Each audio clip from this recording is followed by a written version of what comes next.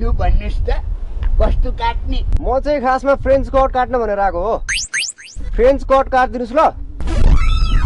मेरी आमै नि फिन्सट फिन्सट भनेपछि त पुरै खुइलाउनु पर्यो नि होइन बाबु? कहाँ पुरै खुइलाउनु कुरा गर्नु भयो बाजे? फ्रेन्च कट भनेको तपाईँलाई थाहा नै रहेछ। के दाढी काटेर बस्नुहुन्छ? फ्रेन्च कट भनेको यति राख्ने हो के? ए फिन्सट फिन्सट आयो आयो आयो आयो कस्तो झुकी छु भने यो होइन खाली माइते बाबु अब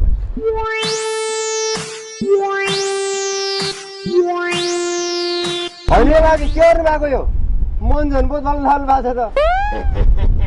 अब बाबु यो फिन्च कटको लागि चाहिँ यस्तै घरेलु सामानहरूको प्रयोग गर्नुपर्छ के?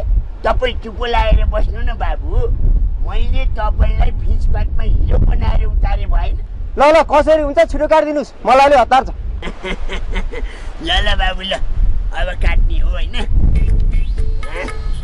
एकैछिन है बाबु। लौ न बाजे यो के गरेको? चक्कुले नि दाढी काट्छन्? मेरी आमै नि कहाँबाट नकाट्नु, चक्कुले नै काट्ने हो दाढी।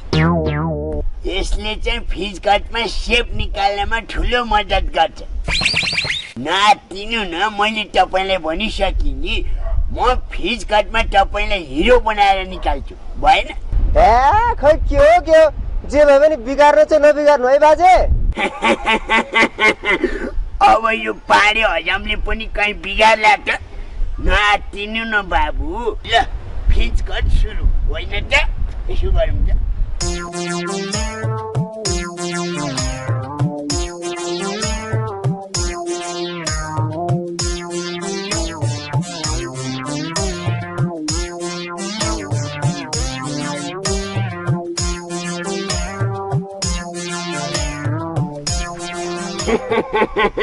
ल बाबु फिन्च कट सकियो। एकदमै राम्रो देखिएछ बाबुलाई होइन? हेरौँ आम्मामामा के गरेको बाजे यस्तो यो फ्रेन्च कट काटेको? अब यतिमै फिन्च कट चाहिँ भनिहाल्नु मिल्दैन। लगभग आकार त आयो नि होइन? एकछिन है बाबु।